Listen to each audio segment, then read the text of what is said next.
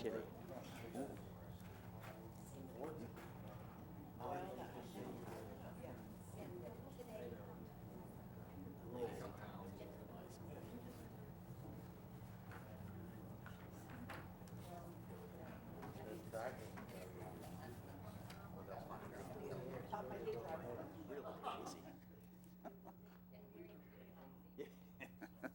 Well, I wasn't going there. Crazy, I tell you,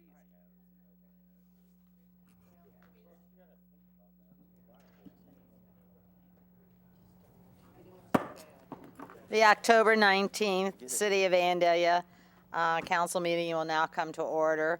We'll begin with having a moment of reflection, followed by the Pledge of Allegiance to the flag.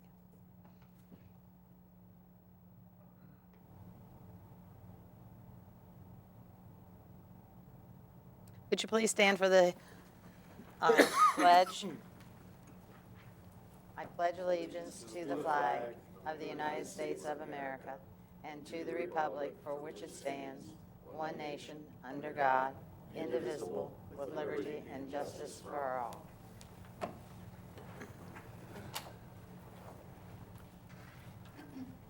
all. Council members, you have the minutes from the council study session of October the 5th, also the council meeting minutes of October the 5th. Are there any revisions or corrections to those? Seeing none, they'll stand approved. There are no communications, petitions, or awards this evening, nor are there any public hearings, and that brings us to the comments from interested citizens. So if you would like to make a comment before council, would you please come up to the podium, state your name and address for our records, and your comment. Thank you. Holly Wiggins, 660 Castle Creek Drive. And once again, I'm going to talk about trees. So as you guys are out talking to folks in the community, make sure they go to our website. We extended the application, or the entry fee, I should say, time to this Friday, the 23rd. So encourage the business districts to get together. I know the Historic Society put in an application. They can partner with other businesses, subdivisions and things like that, get some trees into the community, replace some of those that are dead or cut awfully. So remind them, if you see one of these signs around town, hopefully that's folks that went over to North Dayton or one of our other partner nurseries this last Saturday. We gave out 150 trees, so those hopefully are being planted, and hopefully we'll see a few more of these when cherry trees come in. And I'm meeting hopefully with Greg this week to talk a little bit about our community grants, and so he can start brainstorming and hopefully talking to some of you folks about how you might be able to apply for one of the $50,000 community grants. So remember, dpandl.com/write-tree. Holly, I just do have one question, and you might have said this beforehand, but if people want these trees, they can be placed in their yard individually. Yes. So the priority is going to be with neighborhood groups or subdivisions so that we can put out groups of trees. Okay. But there are individuals that can apply for those. That will be if we don't have 100 given away with the subdivision that's in larger groups, they will be given to individuals. So we will be giving out at least 100 trees. Okay, fine. Thank you so much for answering my welcome. question. Now to the city manager's report, the information items. Mr. Cruzy. Thank you, Your Honor. Yes, Council will be conducting a treat this Saturday, October 24th, beginning at 8 a.m. at Castle Hills Golf Course. Part of the retreat will include a tour of the golf maintenance facility as well as the clubhouse. Council will also receive a presentation on the golf course operations and golf maintenance operations, and they'll also be discussing the budget for those two operations, being golf maintenance and golf operations, and we'll also have a discussion on bicycling opportunities in the community as part of the retreat. And regarding the proposed 2016 budget, Council has 2 additional workshops scheduled. Those are Thursday, October 22nd and Thursday, October 29th. Those meetings begin at 6 p.m. and they're held in the basement of the municipal building. Thank you very much. Does anyone have a comment about those? Seeing none, we have some action items this evening, and it's the liquor license transfer at the Little York Tavern. Mr. Cruzy? Thank you, Your Honor. We have received an application from the Division of Liquor Control for a change of corporate stock ownership related to the liquor license for Little York Tavern. Again, currently the stock is owned by Thomas J. Hentrick and the trust of Patricia J. Hentrick. This application proposes to add their son Matthew to the ownership, and the police department has reviewed this proposed application and they do not oppose it. Thank you. Is there a motion? I move that council not request no DLC hearing for the liquor license transfer request at 4120 Little York Road, known as Little York Tavern. Second. It's been moved by Vice Mayor Forrest, second by Councilman Blakesley, that we do not request an ODLC hearing for the liquor license transfer at the Little York Tavern. Any questions or comments? Seeing none, would you please call the roll? Yes, ma'am. Councilman Brusman. Yes. Councilman Ehlers. Yes. Councilman Blakesley. Yes. Councilman Gerhard. Yes. Vice Mayor Fairst. Yes. Mayor Setzer. Yes, and the motion passes 6-0. We have no old business, and that brings us to our first resolution for the evening, and that's Resolution 15-R-91 by title only, please. 15R91, a resolution declaring various items as surplus and authorizing disposal of such items. Thank you. Mr. Cruzy? Thank you, Your Honor. Staff has compiled a citywide list of items that we would ask council to declare as surplus and grant authorization to dispose of those items. The surplus items will be placed on govdeals.com or otherwise disposed of by the city manager as provided by law. Thank you. Is there a motion? Move that we approve Resolution 15-R-91. Second. It's been moved by Councilman Ayler, second by Councilman Bressman, that we do approve Resolution 15-R-91 as presented. Once again, are there any comments from anyone? Seeing none, would you please call the roll? Yes, ma'am. Councilman Ehlers. Yes.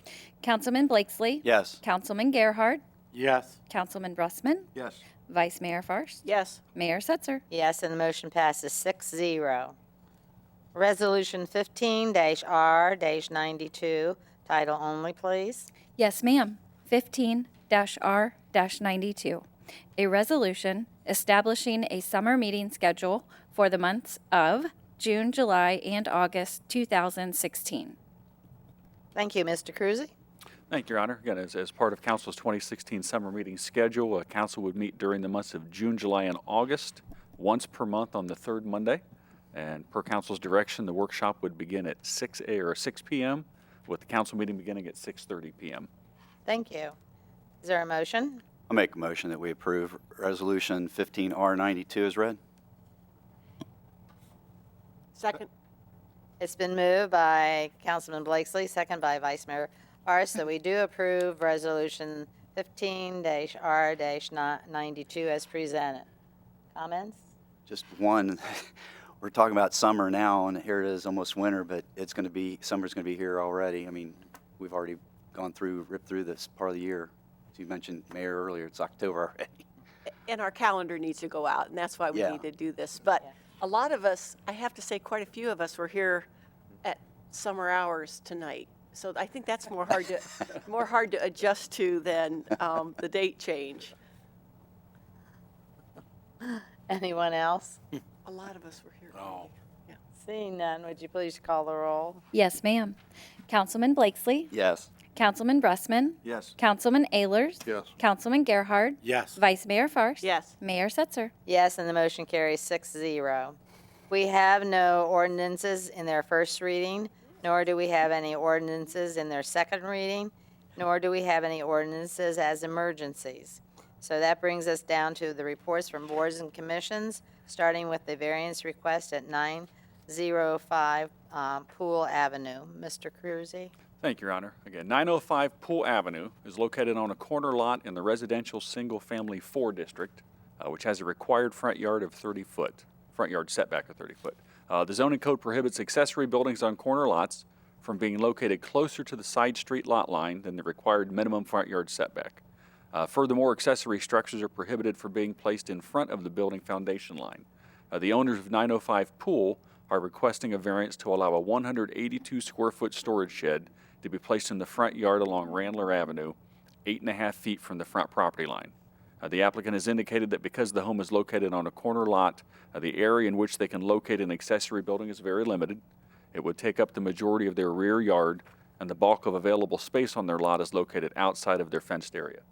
The Board of Zoning Appeals reviewed this matter at its September 23rd meeting and unanimously recommended denial of the variance request. Thank you very much. What is the pleasure of council? I'll make a motion that we deny the variance request at 905 Pool Avenue. Second. It's been moved by Councilman Gerhardt, second by Vice Mayor Barnes, that we deny the variance request at 905 Pool Avenue. Comments from anyone? Seeing none, would you please call the roll? Yes, ma'am. Councilman Gerhard, Yes. Councilman Bressman, Yes. Councilman Ehlers, Yes. Councilman Blakesley, Yes. Vice Mayor Farst, Yes. Mayor Setzer. Yes, and the motion passes 6-0. You have the Planning Commission minutes of May the 12th. You have the Planning Commission minutes of September the 1st. Are there any comments about those? We also then have a bill listing for September in the amount of $8,987,085.45. And that brings us to council comments, starting with Mr. Schaefer. Very quickly, you'll recall that through the litigation and then the negotiation process, the city and the Cedar Brook Development Company have arrived at a understanding. That legislation was passed a little bit more than 30 days ago, approving the settlement. 30 days have run. We will now be contacting the federal judge who retained jurisdiction of this case way back when to get that ultimately signed off on. Secondly, Jerry McDonald plans to be here at the next meeting, which will be the first meeting in November. We hope that works out for him. So you won't be seeing me. If it doesn't work out for Jerry, David Montgomery will be here in my place. I'll be out of town myself. But we're hoping Jerry's here. He wants to be here. He's planning on being here. Thank you very much. That's good news that Jerry might be here. Mr. Cruzy? Nothing further this evening. Okay. Okay, I lost. Councilman Bressman? No comments tonight. Councilman Ehlers? None here, thank you. Councilman Gerhard? Nothing tonight. I just have one. Well, let me go back one thing. Okay. Well, no, forget it. I'm good. No, Thank you. that's No, okay. it's all right. I'm good. All right. Sure. Councilman Yes. Blakesley? I'd like to make a motion that we excuse Dave Lewis from all council meetings and subsequent meetings tonight. Second. It's been moved by Councilman Blakesley, second by Vice Mayor Arce, that we do excuse Dave Lewis from all of our council-related meetings tonight. All in favor, say aye. Aye. Opposed? And passes. Anything else? That's it, thank you. Vice Mayor Farce? Just that we started our budget process as council members. Staff's been working on it for quite some time last week and had a really good meeting to start off our process. We have 2 more meetings for budget at least, and another workshop this Friday or Saturday, which you heard about. So we will be seeing a lot of each other. Appreciate staff's work with us and input. That's it. Thank you. Thank you, and I think that you have made those comments on behalf of all of us, right? Yes. Okay, thank you. With that, we're going to adjourn the meeting.